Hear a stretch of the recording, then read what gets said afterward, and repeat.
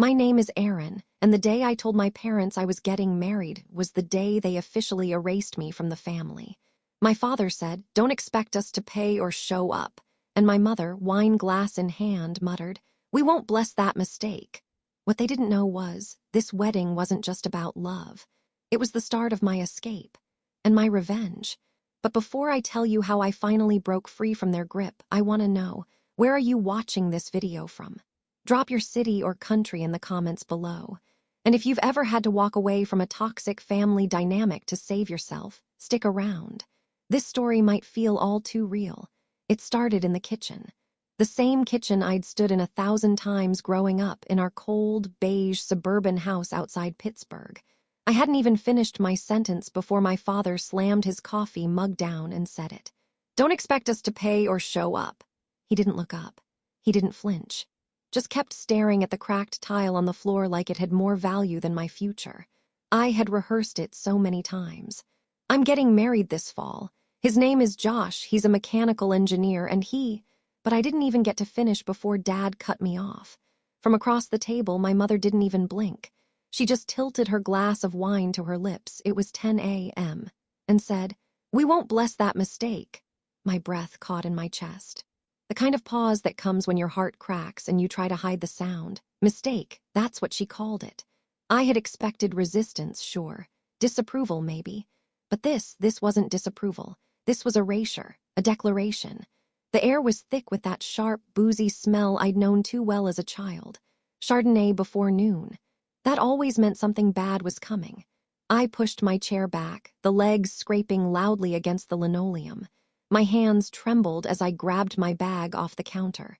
"You could at least pretend to care," I muttered, but my voice shook too much for it to land with any real power. "Oh, don't be dramatic," my mother sighed, setting her glass down with a loud clink. "You always were a theatrical little girl, always needed an audience." That did it. Something inside me snapped, not loudly, just cleanly, like a cord cut.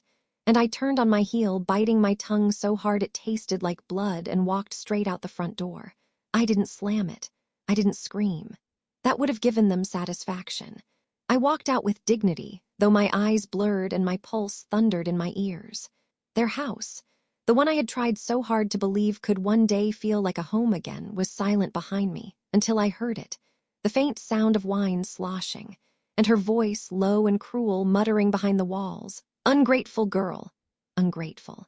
It echoed in my chest as I got into my car, hands trembling on the steering wheel, heart pounding in my throat. She had called me ungrateful.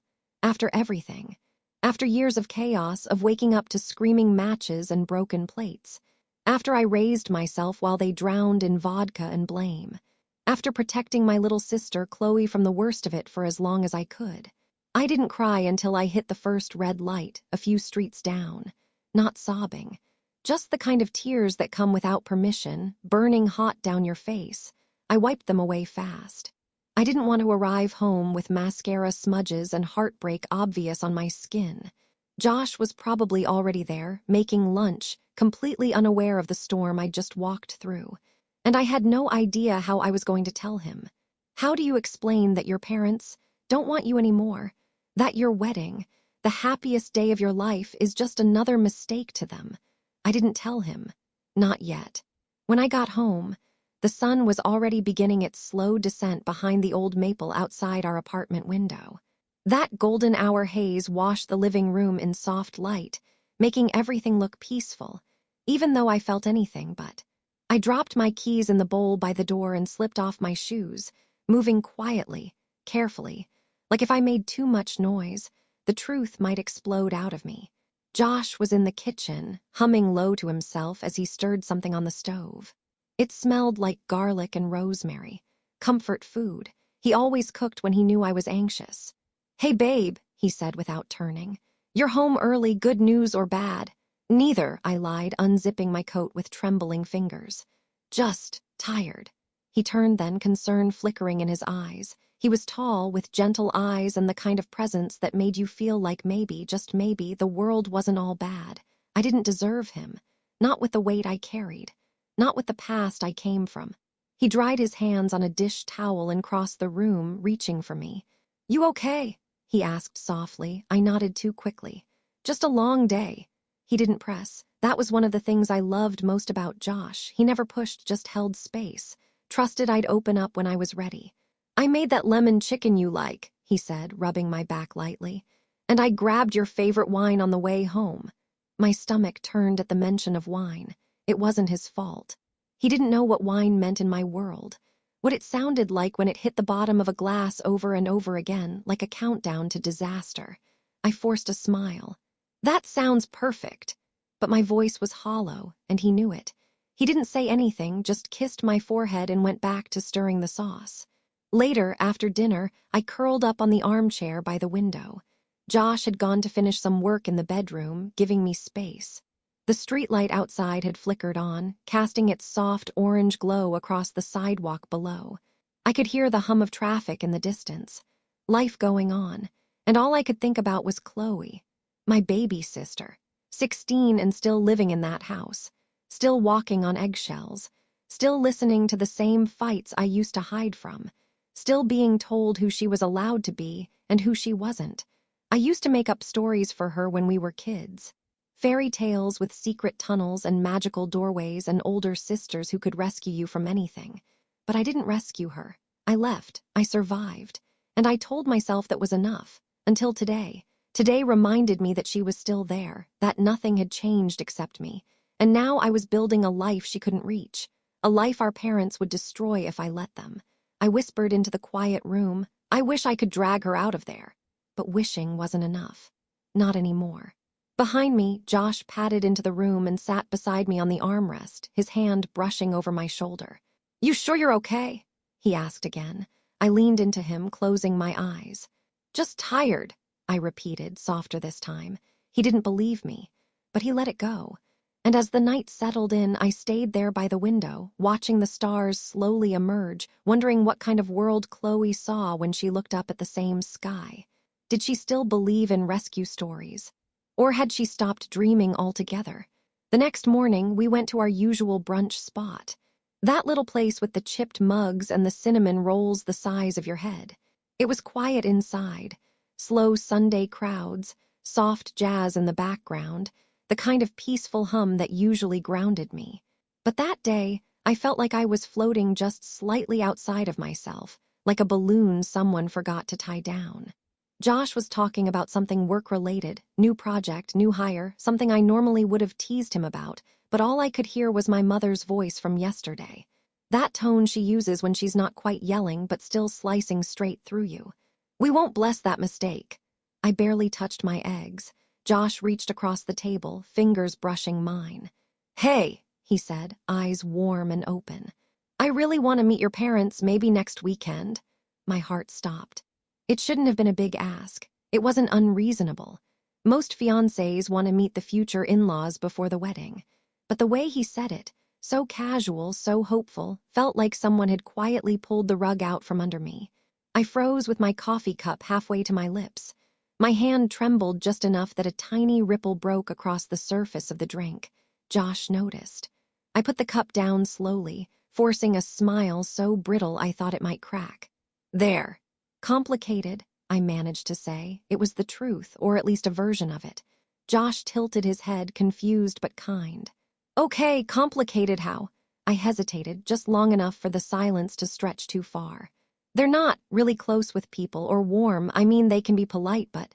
My words trailed off like smoke. I wasn't lying exactly, I just couldn't tell him the full truth. Not here, not yet. He nodded slowly, searching my face for more, but he didn't push. Instead, he squeezed my hand. Whatever it is, he said softly, I'm here. I looked away before my eyes could betray me. The relief of his patience hit me so hard it almost made me cry right there in the middle of Maple and Pine Cafe between a bowl of fruit and a half-eaten cinnamon bun. But with the relief came something else. Guilt, deep, sharp, and sticky. Because I wasn't just protecting myself. I was hiding things from him. Big things. Like the way my father used silence as punishment. Or the time my mother told me, dead-eyed, that if I ever left, I shouldn't expect to come back. Like the months Chloe spent sneaking into my room just to sleep, because the yelling downstairs never stopped. I told myself it wasn't the right time to tell him. But when would it be? As we paid the check and walked out into the crisp fall air, I tucked my arm into Josh's and tried to focus on the sound of his laugh when he stepped into a pile of leaves. Tried to pretend just for a moment that we were just a normal couple with normal problems. That my family was something I could hide in a drawer and deal with later. But trauma doesn't stay put. It bleeds through. It always finds a way out. 3 days later, I met his parents, Janet and Bill. Even their names sounded safe. We drove out to a quiet Italian place in the suburbs. One of those restaurants with candles on every table and soft music that makes you lower your voice, even when you're not saying anything serious. I was nervous. So nervous, in fact, that I forgot to put on the earrings I'd laid out or re-iron the blouse that had been folded too long in my drawer. But Josh kept reaching over from the driver's seat, brushing his fingers against mine, offering quiet little reassurances like he could sense the storm inside me. "They're going to love you," he said, for the 3rd time, just as we pulled into the parking lot. And somehow that was what scared me most. Because part of me, the part that still looked over her shoulder in every mirror, was terrified that I might actually believe him, that I might want them to love me. The hostess sat us at a booth near the window, and within seconds, Janet had scooted in beside me, beaming, and Bill had pulled Josh into a bear hug like he hadn't seen him in years instead of last weekend. Janet had short silver hair, kind eyes, and that rare ability to make you feel like you'd just come home even if you'd never been there before. She leaned in immediately, touching my arm when she laughed, offering me bites of her appetizer like we'd known each other for years. Bill was quieter, but warm. The kind of dad who probably fixed broken light switches without being asked and called his kids just to hear their voices. He told a corny joke over the breadbasket, then laughed at it so genuinely that I found myself laughing too. And for a while, it felt good. I watched Josh as he told them about the wedding planning, how we'd picked the venue, how I cried over the bakery samples because the lemon cake tasted like a memory. He didn't mention my parents, and I was grateful. For now. But then, just as the waiter placed down the check and I'd let my guard slip for a second too long, Janet reached across the table and smiled. "We're so excited to meet your parents," she said. "Maybe we can all have dinner together sometime soon, before the wedding." I almost dropped my fork. Josh's head turned to me so fast I felt the air shift between us. I swallowed hard, heart-pounding, cheeks burning. "Sure," I heard myself say. "Eventually." Eventually. A word that tastes like smoke and secrets. That floats just long enough to buy you a little time, but never enough peace. I stared down at my napkin, twisting it under the table while Josh gave me a sideways glance. Not pushing, just watching. His mother kept smiling, completely unaware that she'd just cracked something open inside me. Something I'd worked so hard to keep sealed. Because here they were, this family built on light and laughter and Sunday dinners, asking to pull mine into the picture. And mine was a storm you couldn't warn someone about, a warning label you couldn't make pretty. As we walked back to the car, Josh slid his hand into mine and didn't say a word. But I knew he was thinking about it. So was I, and still, as we drove home, windows cracked, autumn air rolling in through the silence, I felt something unfamiliar. A tiny flicker of hope. Hope that maybe families could be different. That love didn't have to come with conditions. That maybe I hadn't been broken. I'd just been bent by the wrong kind of roots.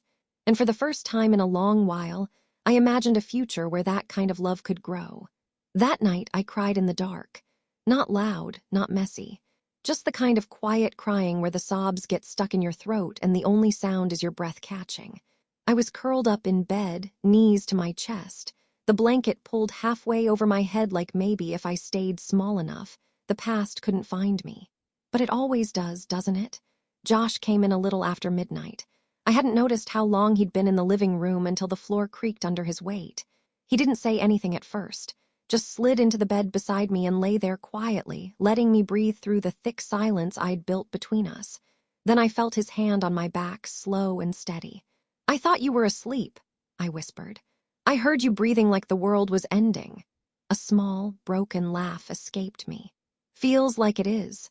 He pulled me toward him, wrapping his arms around my shoulders like a shell I could hide inside. I buried my face in his chest, and the tears came harder now. messier. Truth has a way of cracking you open once you let it start. They're going to ruin everything, I said through the tears. If they get involved, if they show up, they'll twist it all. They'll turn you against me, or make you doubt what we have. He didn't flinch. He just kissed the top of my head. Then they don't get involved, he said calmly. We build something they can't touch. I shook my head. It's not that simple. They'll find ways. They always do. Josh gently pulled back enough to look at me. Then we make it not their call. His voice was so sure, so clean, like the answer had been sitting in front of us all along. They'll think I'm cutting them off to be dramatic, I whispered. That I'm making them the villains. Are they not? He asked softly. I hesitated. No one ever hit me, I said, as if that excused it. Josh's eyes didn't waver. But they hurt you, that's enough. I couldn't stop crying after that. I told him pieces. Not all of it, but more than I ever had. About how my parents used to forget my birthdays when Chloe got sick or my father lost another job. About how my mom once slapped a wine bottle out of my hand at 17, not because I was drinking it, but because I was wasting her stash. How Dad would sit in silence through every meltdown, every cruel comment like it wasn't happening at all. I told him how I used to sneak into Chloe's room at night when she was 10 and rock her back to sleep after she'd wake up from the yelling downstairs. How when I left home for college, I made myself a promise. Get out, stay out, and never look back. But I'd looked back every day since. She's still in there, I whispered. Chloe's still living in that house, still ducking when things get loud, still pretending it's normal. And you're still trying to protect her, Josh said, brushing a tear off my cheek. I don't know how to help her without dragging myself back into it. Josh was quiet for a long moment. Then he said the thing that undid me completely. Maybe it's not about going back, he said. Maybe it's about building something strong enough out here so that when she's ready to run, she'll have somewhere safe to land. That was the moment I knew. Not just that I loved him, but that I trusted him. With my heart, with my mess, with Chloe's future. With all the parts of me I'd spent years hiding. He didn't need to fix it. He just needed to hold it with me. And that night in his arms, I didn't feel like a broken daughter anymore. I felt like a woman choosing her life, finally. For the first time in a long time, I stopped bracing for disaster. It didn't mean I forgot. The past doesn't just disappear. But for a few short, golden weeks, it stayed quiet. Like a storm cloud that finally stopped rattling the windows.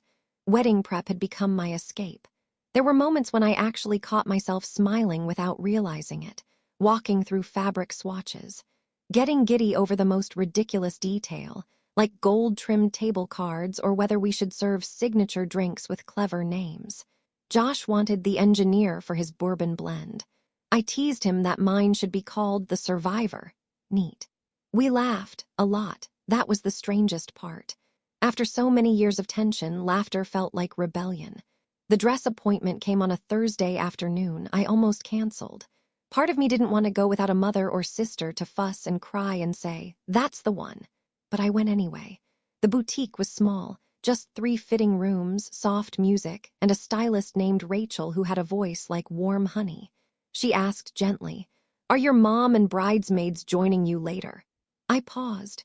"No," I said, letting the words settle. "It's just me today." She smiled and didn't ask why.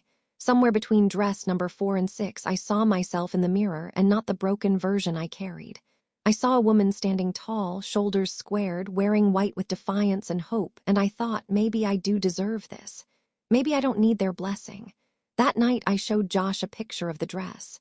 He stared for a long time, then said, "You've never looked more like yourself." I almost cried, not because he was right, but because someone finally saw me, really saw me and didn't flinch. We picked music the next day. Went through songs we danced to in the kitchen, slow ones from our first road trip, faster ones we'd laughed through during long drives. There was a rhythm to it all, a pattern of joy that slowly started to overwrite the fear. At the bakery, Josh tried 5 different frostings and declared, "You're marrying a man who believes cake is a sacred institution." I laughed so hard I choked on a raspberry tart. The woman behind the counter smiled like she wished she could bottle us up. But even in those moments, something tugged at the back of my mind. A quiet, persistent fear. Because while we were building this day, planning a life, Chloe was still trapped. Still in that house. Still under their roof. still pretending everything was fine because pretending is easier than breaking. And I hated that I was here, tasting frosting, while she was over there, surviving. "Do you think she'll ever get out?" I asked Josh one evening, curled beside him on the couch. The TV was playing some movie we weren't really watching. "Chloe," he asked. "If she wants to, yeah, but she'll need somewhere safe to land." I nodded slowly. "I just wish I could go back for her without getting pulled under again." "You don't have to go back," he said, brushing his fingers through my hair. "You just have to be here when she's ready to run." I closed my eyes. It wasn't a solution. But it was something. A purpose. A path forward that didn't require reopening every wound. We spent the next few days immersed in tiny choices, napkin colors, ceremony readings, rental deposits. And for once, life felt like it belonged to me. At the florist, we stood surrounded by roses and eucalyptus and candles that smelled like early spring. Josh held up a dusty rose bouquet and said, "It's kind of girly but also kind of fierce." "That's the vibe," I said, smirking. "I know we'll make this day beautiful," he said then gently, "even if they never show." I smiled but didn't answer. Because what do you say when you're building the most important day of your life on top of the ruins of a childhood you're still trying to understand? You say nothing. You hold his hand tighter, and you let yourself feel hope. Just a little, just for now. That night after the florist, I couldn't sleep. The apartment was still. Josh was out like a light, his arm heavy across my waist, his breathing slow and steady. But my mind wouldn't settle. The quiet had turned on me again, because something he'd said just hours earlier kept echoing in my head. "I know we'll make this day beautiful even if they never show." Even if. There it was again, that little thread I kept refusing to pull, because deep down I knew they weren't coming. Not my mother, not my father. Not the cold silence or fake smiles or reluctant wine glasses raised in forced celebration. They would stay home, drink to their pride, and say I'd always been ungrateful, that I chose this distance, that I cut them out when all they ever did was try. And if Josh's parents asked, if anyone asked, what was I going to say? The next morning, I found him in the kitchen, pouring coffee with one hand and scrolling through his phone with the other. His hair was still sleep-messy, his t-shirt wrinkled, and I suddenly wished we could freeze in that moment forever. Just us, no questions, no answers. He handed me a mug, kissed my temple, and said, "My mom's asking again." I blinked. "About the flowers," he looked at me. "About your parents." There it was. I sat down slowly, fingers tightening around the warm ceramic. "What did she say?" "Nothing bad," he said quickly. "Just wondering if they're still planning to come. I think she's trying to finalize the guest list for the rehearsal dinner." I nodded, though something sank in my chest. "Do you want me to handle it?" he asked gently. "No," I paused. "They're not coming." Josh nodded like he'd already figured it out, like he'd just been waiting for me to say it out loud. "I haven't told your parents yet," I added. "I know I should have, it felt like saying it made it real." He reached for my hand across the table. "It was already real, Aaron." I stared down at the wood grain on the table. "What if they ask why? What if they think I didn't try?" "Then we tell the truth," he said. I hesitated. "Which version?" There was a long silence between us, not awkward, just heavy. "The one where you protected yourself," he finally said. "And your sister, the one where you didn't invite poison to your wedding." I let out a shaky breath. "It's going to look bad." "To who?" he asked. "People who think every parent deserves a seat at the table no matter what they've done." That shut me up. I hadn't realized how much of that shame I was still carrying. How many stories I'd told myself about duty. About how weddings were supposed to be. About what daughters were supposed to do, smile, forgive, forget. "They don't deserve to be there," I whispered. And once I said it, it felt final. A truth too long postponed. "They don't," I repeated, louder this time. "Not after everything. Not after what they did to Chloe. Not after what they did to me." Josh came around the table, knelt down beside me, and rested his forehead against mine. "I never needed their blessing," he said. "I just needed you." I nodded, my voice catching. "I'm scared," I admitted. "That they'll twist this, that they'll make Chloe choose, that they'll show up anyway." "Then we deal with it," he said, "together." And in that moment it hit me. I wasn't alone anymore, not in the fear, not in the decision. Not even in the fallout. We were choosing each other, not instead of family, but in spite of it. The week before the wedding, everything was supposed to be calm. Final fittings, last playlist tweaks, emails to vendors, nothing dramatic, nothing emotional, just joy, just countdowns. Instead, I walked into a moment I wasn't ready for. It was a Tuesday evening. Josh had said he'd be home by 6. I was sitting cross-legged on the couch, folding wedding programs and humming to myself, watching the golden light spill through the blinds. I even thought for a single, delicate second, maybe this is what healing feels like. Then the door opened. Josh walked in with a paper bag of takeout, but something was off. He wasn't humming like usual. He didn't call out, "I'm home," or walk over to kiss my cheek. He just stood there in the entryway, clutching the bag like it weighed 100 pounds. I looked up, still smiling, a little confused. "Hey, what's in the bag?" He didn't answer right away. Instead, he said, in a voice so low it barely reached me, "I visited your parents today." I froze. The paper program in my hand slipped to the floor. "What?" I whispered. Josh didn't move. "I went to see them." The mug beside me, half full of tea, hit the ground before I realized I'd knocked it. Ceramic cracked hard against wood, splintering across the floor. I stood up so fast I felt dizzy. "Why would you do that?" My voice cracked. "Josh, why?" He took a careful step forward, setting the bag on the table like it was a peace offering. "Please don't freak out, just let me explain." My heart was pounding in my chest like a warning bell. No, you don't get to just say that and ask me to stay calm." "I didn't go to confront them," he said slowly, like each word had been rehearsed. "I went because Chloe called me." I blinked. "What?" "She reached out. She asked me to meet them. She said there were things I needed to understand." I felt the ground tilt under me. "Chloe, my Chloe." "She told you about the drinking," I whispered. Josh nodded. "And the fights and how they used to blame you for everything." I took a step back. "Josh, they twist everything. You don't know what they're capable of. You weren't supposed to go near them." "I know," he said gently. "And I'm sorry, I should have told you first, but I didn't want you to carry it all alone anymore." My hands were shaking. "You don't understand."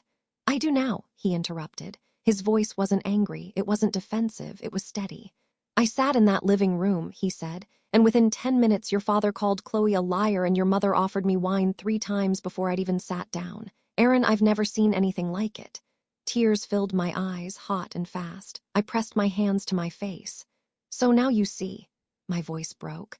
"Now you understand why I didn't want them near us. Near you, near her."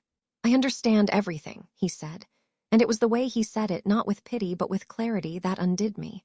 I couldn't breathe, couldn't think. I had fought so hard to build a wall between my old life and my new one. And in one conversation he had stepped through it, but not to destroy it, to hold it up with me. I collapsed onto the couch, my knees no longer strong enough to hold me. Josh knelt beside me, his hand finding mine. "Please don't be mad," he whispered. I needed to see it. I needed to know. I couldn't speak. I just sat there, shaking, tears falling freely, the truth finally out in the open between us, raw, uncontainable, and real. I didn't sleep that night. Not even a minute. I lay curled on the couch long after the tears dried, my body heavy, my mind wide awake. The apartment felt too still. The radiator hummed softly in the background, and somewhere down the hall, a neighbor's TV buzzed faintly through the wall. Josh sat beside me for hours. He didn't say much. Didn't try to fix it. He just stayed. Quiet, patient, solid. When I finally spoke, it was in a whisper. "You weren't supposed to go there." My voice shook, but it wasn't anger anymore, it was fear. Old, deep fear. The kind that settles in your bones when you've been told for too long that speaking truth is dangerous. "They twist everything, Josh. They lie. They manipulate. They make you feel like you're the one who's wrong, even when you're the one bleeding." He didn't argue. Didn't defend his decision. Instead, he reached for me slowly, and I let him. I collapsed into his arms like a wave crashing against something finally strong enough to hold it. "I wasn't trying to betray you," he said softly. "I just wanted to understand what you've been carrying. And I wanted to hear Chloe's voice, not just the pieces you've protected me from." I let out a broken laugh. "I've been protecting everyone for so long, I forgot how to stop." Josh pulled me closer. "You've carried this weight for years, Aaron. Protecting Chloe, shielding me, holding everything together, but it's my turn now." His words settled into me like warmth in cold soil. "I didn't want you to see that part of my life," I whispered. "It's ugly and it's still not over." "I didn't fall in love with only the pretty parts," he said. "I fell in love with you, all of it, all of you." For the first time in days, my breath came easier. We stayed like that for a while, wrapped in silence. Not the kind that bruises, but the kind that heals. The kind that lets you feel the space you've made safe. Finally, I asked, "Did Chloe say anything else?" Josh pulled back slightly to meet my eyes. "She said she misses you, that she hates how quiet the house gets now, that she's scared all the time but pretends not to be." My heart cracked. "She said she's been keeping a journal, that she writes down everything they say when they're drunk or cruel. She's documenting it." I blinked. "She's what?" Josh nodded. "She told me she's trying to build a case, something solid, just in case she ever decides to leave." The air left my lungs. I had spent years feeling like I'd abandoned her, like I'd escaped and left her in the wreckage, but she hadn't crumbled. She was planning her own escape route. "She's brave," I whispered. "She learned it from you."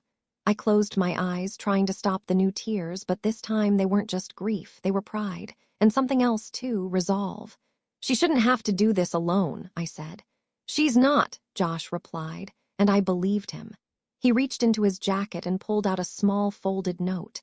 "She asked me to give you this." I unfolded it slowly. "Aaron, I'm sorry I didn't tell you. I wanted to do this the right way. I wanted to be brave like you. I miss you, I'm scared, but I'm ready if you are." Chloe, my hands trembled as I held the note. I read it 3 times before I could breathe again. "She's asking me for help," I whispered. Josh nodded. "And she's not the only one." That night, something inside me shifted. The fear was still there, but underneath it, a plan was starting to form. And for the first time in my life, I wasn't afraid of fighting back. The next week felt like I'd been dropped into someone else's life. Not a bride planning a dream day, not a sister trying to make peace. I felt like a soldier waking up with a mission. We moved out of our apartment 3 days before the wedding. It wasn't planned. It wasn't convenient, but it was necessary. Josh's parents offered to help cover the deposit on a new place. A small 2-bedroom in a safer neighborhood with more light and thicker walls. It smelled like fresh paint and lavender cleaner, and I cried the first night because it was the first place I'd ever lived that didn't remind me of surviving. "I didn't even know what safe felt like," I told Josh. He just kissed my forehead and said, "Now you do." That's when I made the decision. Not to run, not to hide, but to act. I started researching restraining orders. I called Chloe when I knew our parents would be out and asked if she could safely scan the pages from her journal. She had them hidden in a backpack under her bed, zippered beneath old clothes, protected like a secret weapon. She hesitated. "They'll find out," she whispered. "Not if we're smart," I promised. "And we will be." She sent them that night, blurry photos at first, then scanned PDFs through a school computer. Page after page of transcripts, quotes, notes. Every time our mother slurred threats. Every time our father punched a wall instead of raising a hand. Every time Chloe was told she was lucky to live under their roof. I read until my eyes burned. I highlighted. I compiled. I documented. Josh helped me draft the paperwork. We made an appointment at the courthouse. It was all starting to feel real. And then, like clockwork, they showed up. It was 7:42 p.m. Josh and I were eating dinner, plates still warm. The doorbell rang like a bullet. I knew before I opened the blinds.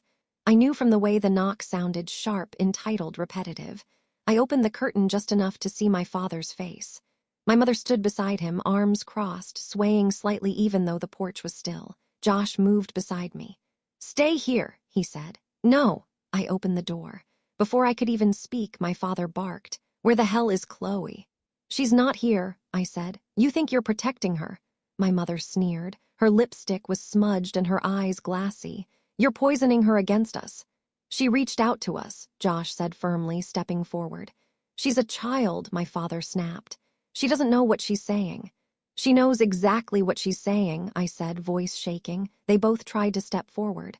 That's when Josh blocked the doorway with his entire body. "You need to leave," he said. "Now," my father laughed. "You think I'm scared of you?" "No," Josh said, "but you should be scared of what's coming." He held up his phone. "I'm calling the police, trespassing, harassment. Do you really want that kind of record?" There was a long, ugly silence. Then my mother hissed, "Ungrateful girl, just like always." That was the moment. Something clicked. I stepped forward just enough for her to see my face clearly. "You don't get to ruin another part of my life," I said. Then I shut the door. And this time I didn't look back. Josh was already on the phone with the police. "They were on our property," he said calmly. "We've already filed preliminary paperwork for a restraining order. This wasn't a misunderstanding, it was intimidation." He gave our new address, stayed on the line. Within 20 minutes, a cruiser pulled up. They were gone by then, of course, like they always were. But this time, we had the paper trail. We had Chloe's records, the call log, the officer's statement. The next morning, I printed everything. I didn't sleep much, but it didn't matter. I had something better than rest. I had proof. And I had a plan. Courtrooms have their own kind of silence. It's not peace, it's pressure. Like the air itself is waiting for someone to break. That's how it felt that morning. I sat at the long wooden table beside my lawyer, my palms pressed flat against the cool surface to keep from shaking. Across the aisle sat my parents, my father rigid, my mother glassy-eyed but defiant, as if this were some sort of performance she'd been preparing for all her life. Chloe sat behind me, quiet, trembling, clutching a folder full of her journal entries. I could feel her heartbeat from a seat away. I hadn't seen our parents since that night on the porch. And now here they were in a courtroom, still trying to look like the victims of our disrespect. Our lawyer had warned me. "They'll play innocent. They'll act wounded. Don't react. The judge will see through it." I wasn't sure I believed her until I saw my father's expression when the officer's incident report was read aloud. He didn't expect to be the one accused. He expected his silence and charm to protect him like it always had. It didn't. When it was my turn to speak, I stood up slowly, my knees unsteady but my voice firm. "My name is Erin Callahan," I began. "I'm here on behalf of myself and my younger sister, Chloe." My parents both shifted slightly. The sound of my voice seemed to sting. "I'm here because the people sitting across from me made home a battlefield. Because for years we were told love meant surviving whatever came through the door. Because we learned to stay quiet, to forgive too soon, and to protect the very people who broke us." I turned slightly toward them. "But I'm done protecting you." My father's face reddened. My mother looked away. "I'm not here for revenge," I continued. "I'm here for freedom. For Chloe, for myself. For every version of us that tried to make you proud when all you ever wanted was control." The room was silent except for the sound of the court reporter's keys clicking. The judge nodded slowly, her eyes soft but steady. "Thank you, Ms. Callahan." Then came Chloe's moment. She stood, shaking but brave, clutching that folder to her chest. Her voice was small, but it carried. "I love them," she said. "But I don't feel safe there. I want to live with my sister." You could feel it then, the shift. The weight moving from guilt to truth. When the judge finally spoke, it was like exhaling after years of holding breath. "The evidence is sufficient. The court grants the restraining order and full protective relocation rights for Chloe Callahan, effective immediately." I didn't even realize I was crying until Josh reached for my hand from the back row. His fingers squeezed mine once, strong, proud, certain. Across the room, my mother stared straight ahead, lips tight, while my father muttered something under his breath. But they couldn't speak over the gavel. Not anymore, legally silenced. For the first time, I had won something that mattered. As we left the courtroom, the sunlight outside felt too bright, almost unreal. Chloe blinked against it, holding my hand like she used to when she was small. "You did it," she whispered. "No," I said softly. "We did." Josh met us on the courthouse steps, his tie crooked, eyes glassy with pride. He pulled us both into a hug, and I swear for a second I could feel the air around us change. Lighter, cleaner. As we walked away, I didn't look back, not once. Because for the first time in my life, there was nothing left there worth seeing. The sun broke through the clouds just before the ceremony started. Not dramatically, not like a movie. Just soft rays of light spilling over the hilltop, warming the grass and flickering off the string lights we'd hung the night before. I stood under the open arch, holding my bouquet like a shield and a promise all at once. Everything felt still. Not like fear. Like peace. There were only 27 guests. Friends, co-workers, Josh's parents, our neighbors, and one radiant 13-year-old girl who walked ahead of me tossing flower petals with the precision of a general. Chloe wore a pale pink dress and combat boots. Her hair was half braided, half wild. When I saw her at the top of the hill, waiting to walk down the aisle, she turned to me and whispered, "You're glowing." I smiled. "So are you." She leaned in and added, "They can't touch us anymore." My throat tightened. "No, they can't." Music started playing, just a simple acoustic version of the song Josh, and I danced to the first time we ever slow danced in our old kitchen. I took one deep breath, and then I stepped forward. Josh was waiting. He stood beneath the arch, hands clasped, eyes full of something so tender it almost knocked me off balance. He looked like someone who'd been through the storm with me, not unscathed, but unshaken. I walked toward him slowly, each step feeling like a final goodbye to everything that had once held me back. When I reached him, he took my hands and held on tight like he'd never let go. The ceremony was short. No religious flourishes, no awkward traditions, just us, our words, and the people who mattered. When the officiant asked if we had vows, Josh nodded. He turned to me and said, "You're not marrying into a new family, you're building one, right here with me, with Chloe. With every bit of love we choose to keep and every bit of pain we've finally put down." Tears blurred my vision before he'd even finished. "I promise," he continued, "to protect what we're building. To never make you feel small in your own life. To walk beside you, not in front, not behind, as we figure out what comes next." I laughed through tears and whispered, "How am I supposed to follow that?" He grinned, "Just wing it." So I did. "I used to think love meant surviving together," I said. "Now I know it means living together, choosing each other even when it's messy, especially when it's messy." I looked back at Chloe, who gave me a thumbs up and mouthed, "Nailed it." When we kissed, the crowd burst into cheers and whoops and applause that felt like it echoed all the way down the valley. The rest of the evening was exactly what I'd hoped for: simple, beautiful hours. String lights flickered in the dusk. Mason jars full of wildflowers lined the tables. Josh's dad gave a speech that made half the room cry and the other half laugh. Chloe danced barefoot in the grass, spinning like she'd finally found her own gravity. At one point, I stepped away from the crowd, just for a second, to watch it all from the edge. I saw my husband laughing with his mom. I saw my sister telling a group of adults about her plan to one day run a shelter for girls who need to feel safe the way I do now. And I felt something settle inside me. Not relief, not pride, but something deeper: wholeness. The kind that only comes when you've faced everything that tried to break you and still built joy on the other side. 1 year later, our apartment is still a little too small and always a little too loud, and I wouldn't trade it for the world. It's the kind of place where the fridge hums off-key, where the bookshelf leans slightly because we assembled it in a rush, and where Chloe's shoes are always in the wrong place because she never quite finishes putting them away. But it's ours, and it's full of something I used to think I'd never feel again: safety. The dining table is scratched in the middle from the time Chloe spilled nail polish during a study break.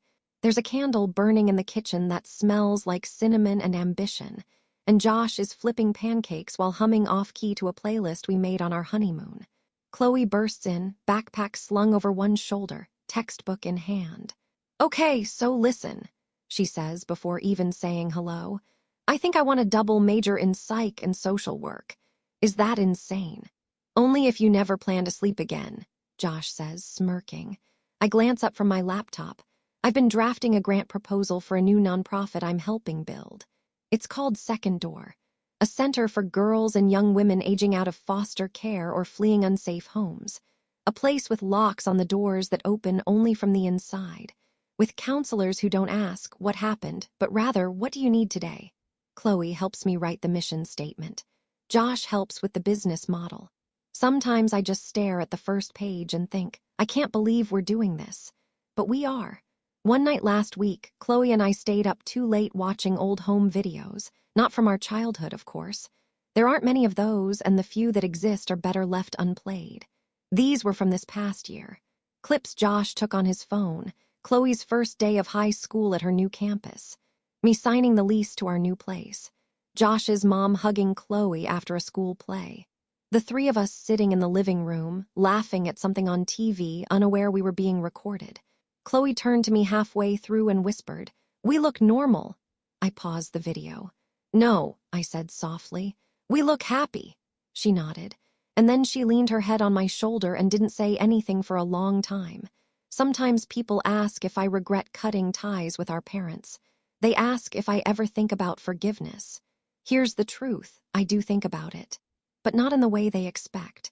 Forgiveness, for me, isn't about making peace with people who never apologized. It's about freeing myself from the weight of waiting for one. It's about knowing they could call tomorrow with tears in their voices and I would still say, I already moved on. Because I did. We did. Tonight, Josh sets 3 plates on the table. Chloe lights the candle like she always does. I finish typing one last sentence on my grant proposal and hit save like it's a prayer. We sit. We eat. We talk about the day. And just before bed, as we're cleaning up the kitchen, Chloe says, "We did it, didn't we?" I smile. We did.